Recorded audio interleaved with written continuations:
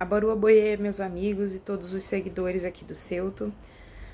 Boa tarde para todos vocês.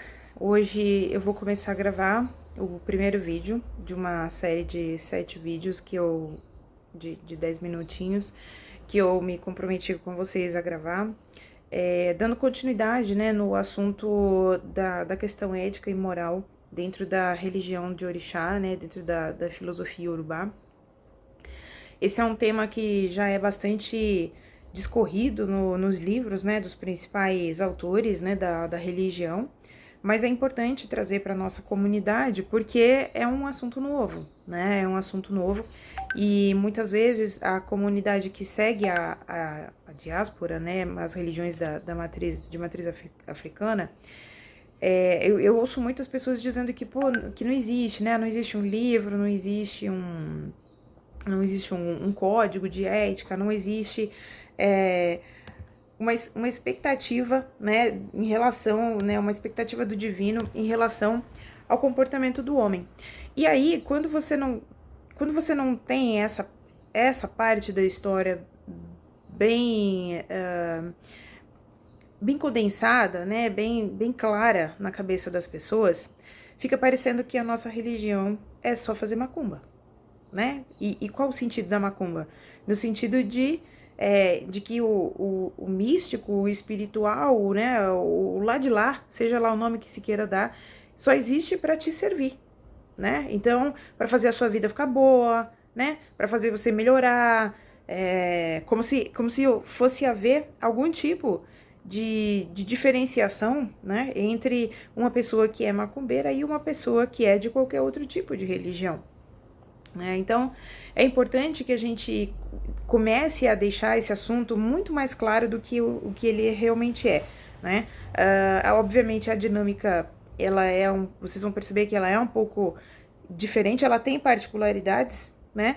Porque quando a gente vai pensar na religião do orixá, a gente precisa pensar numa estrutura social, numa estrutura cultural muito diferente da estrutura ocidental, da estrutura que nós vivemos, né?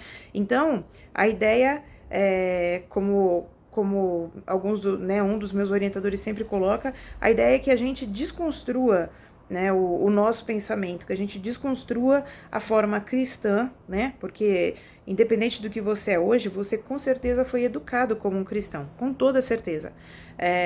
Você pode talvez ter tido uma educação um pouco mais pragmática, né, ou um pouco mais progressista, mas isso não vai diferenciar. Com certeza, você hoje que vive aqui no Brasil, você se enquadra numa estrutura de educação, né, e também de educação espiritual, que ou é judaico-cristã, né, ou pode ser islâmica, enfim, mas com certeza não é a filosofia do africano, ou uma filosofia diferente, oriental, enfim, não é por essa linha. Então, por não ser nessa linha, é importante trazer a forma como eles pensam, porque para se entender o orixá, é importante entender como o povo que criou, que cultua o orixá pensa, tá certo? Então, vamos começar hoje nesse nosso primeiro vídeo. Eu tô olhando um pouquinho aqui para o lado porque eu fiz algumas anotações, especialmente para que a gente consiga seguir um roteiro, né, bem estruturado para essa conversa. Então, dentro da filosofia Yorubá, né, a ideia é de que uma pessoa, quando ela chega, né, numa comunidade ou numa família, essa chegada dela tem que ser algo celebrado, né? Então essa pessoa ela não deve ser apenas tolerada ou suportada. O que isso quer dizer? Que em cada lugar que a gente adentrar, devido às nossas atitudes e ao nosso comportamento, nós temos que ser benquistos. Então esse é o primeiro e um dos pontos mais importantes. Como sempre coloco, né? A pessoa que é invejada, ela com certeza está agindo certo. Alguma coisa ela está fazendo certo, né? Aquela pessoa que chega e ninguém liga para ela, tem alguma coisa errada em relação ao comportamento dela, tá certo? Então, entre os termos que são os mais citados no corpus, né, de Ifá, a gente vai ter alguns assuntos com relação ao comportamento do ser humano que são muito importantes. Responsabilidade, honestidade pública e privada, o esforço pessoal, né, e claro, a consequência, né, dos pensamentos, das intenções e das ideias da pessoa, bem como o empreendedorismo, ou seja, o quanto ela consegue ser altruísta em relação às suas próprias necessidades, e o quanto ela atribui de importância ao espaço coletivo e à coletividade em que ela convive, tá bom? Então, esses são os principais pontos. Começando pelo último, que é essa questão, né, da importância que a pessoa dá ao coletivo, existe um termo que é a obediência, né, que gera o que a gente pode chamar de teribá, que vem a partir do respeito pelos mais velhos. Então, esse respeito pelos mais velhos não está necessariamente e somente atribuído à idade da pessoa, né, mas sim ao quanto de sabedoria ela tem, né. Então, mesmo um jovem, quanto mais sábio, empenhado ele se apresenta, ele também passa a ser respeitado, passa a atuar numa posição diferente dos demais, né? Mas a ideia deles é que aqueles que chegam primeiro têm mais direitos do que os outros. Então, existe uma convicção de que toda a experiência de vida, ela possibilita, né, com que a pessoa adquira o Ogbon, né? O Ogbon significa a sabedoria, os Olobons são os mais velhos que têm essa sabedoria, e a obrigação deles é justamente orientar aos mais novos, né? Então, aqueles que têm mais conhecimento precisam ter a compreensão de que eles têm a obrigação de fazer a orientação aos mais novos, tá certo? Então, é por isso que, obviamente, né, já fica muito claro que aplicado, né, aos sacerdotes e aqueles que se dizem mais velhos dentro da religião, é por isso que essas pessoas têm a obrigação de dar a orientação. Então, isso se aplica aos mais velhos vivos e aos já idos, né? Aqueles que já foram a um ló, que já morreram. Porque existe... a gente acredita dentro da filosofia iorubá que para aqueles que já se foram, continua existindo um interesse pleno de que aqueles que ficam, né? Aqueles que ainda estão vivos, tenham sucesso. Né? Então, é dessa forma que o Yorubá entende o conceito de família, né? E é dessa forma que a gente, que é de orixá, também deve entender o conceito de família.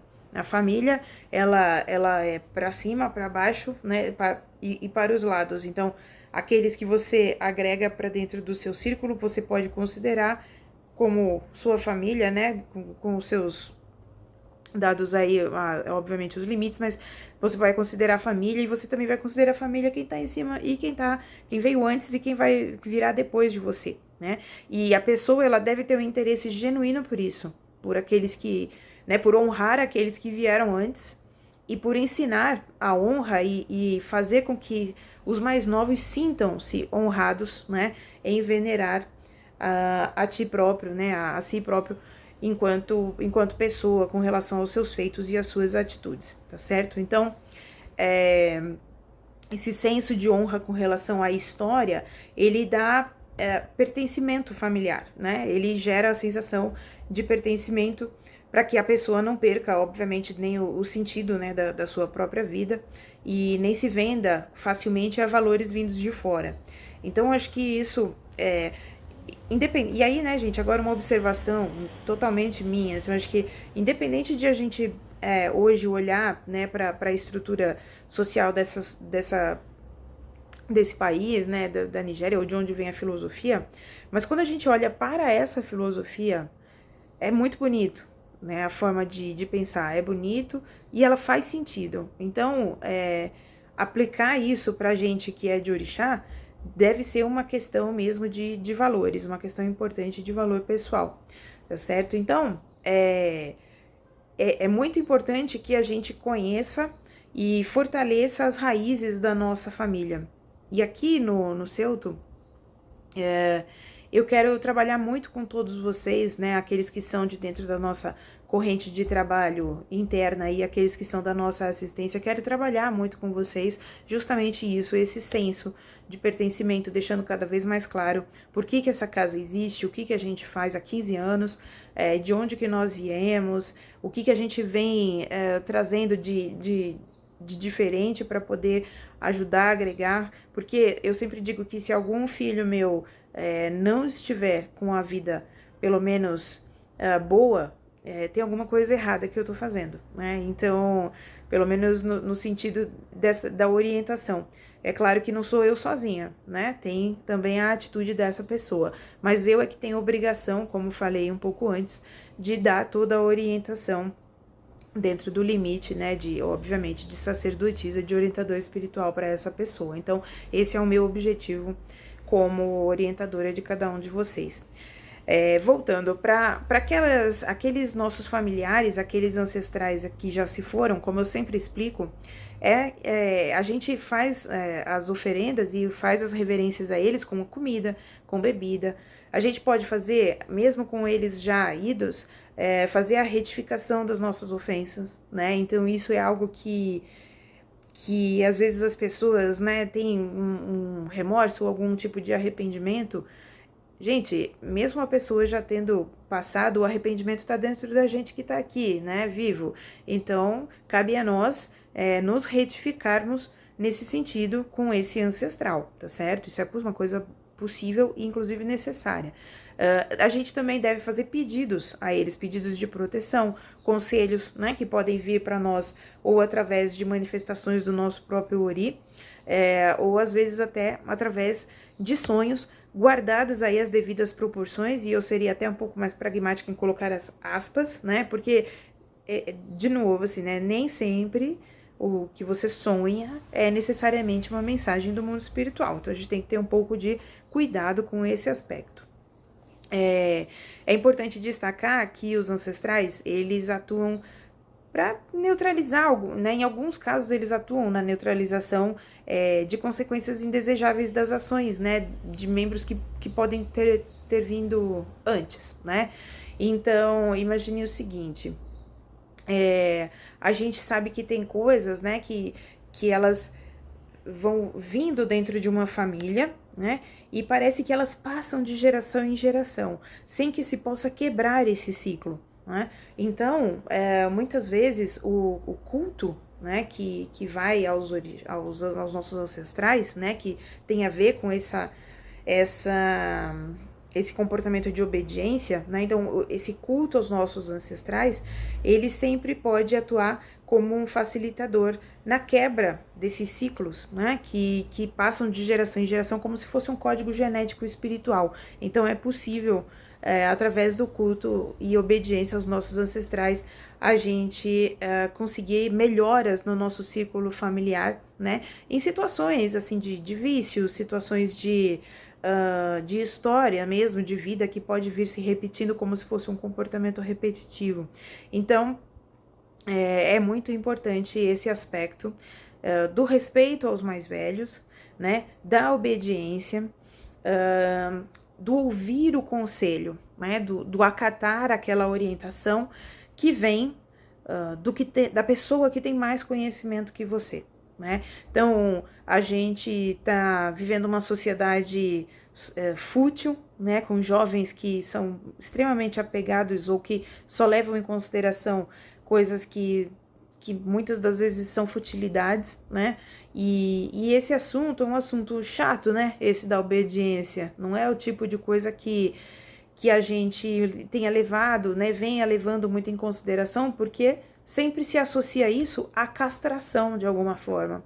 E é importante destacar que ser obediente não significa ser castrado, mas significa ter ouvidos para ouvir aqueles que já construíram algo bom, né? Que já possuem sabedoria e experiência de vida e muitas vezes já terão passado por algo que você está prestes a passar.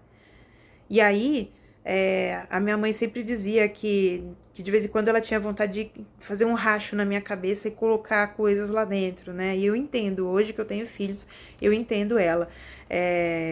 Acho que se ela pudesse era isso mesmo que ela faria, né? Então ela queria esse racho na minha cabeça que ela diz é justamente o Ori-Ire, né? É o Ori que está aberto para escutar os mais velhos e aberto para obedecer, acatar, né? Levar em conta o conselho daqueles que já em algumas situações, em algumas vezes, puderam ter passado por algo que você pode estar prestes a passar e que não precisaria passar, né? Muitas das vezes uma experiência ruim, porque afinal de contas a gente não vai, como mais velho, querer privar ninguém de uma boa experiência, tá bem? Então, esse é o nosso vídeo de hoje. Vou procurar me ater a 15 minutinhos para que não fique cansativo para cada um de vocês, mas vão anotando, vão guardando aí. Obediência e respeito aos mais velhos. Aboru aboê, aboixixé, axé a todos, uma ótima semana. Espero que vocês estejam se hidratando, bebendo bastante água. Aqui em São Paulo tá bastante calor. E eu vou agora comer a minha melancia, comer aqui uma frutinha para também ficar hidratada. Melancia de filho de Oxum é assim, né? Amarela, tá bom? Forte abraço e boa tarde para todos vocês. Axé!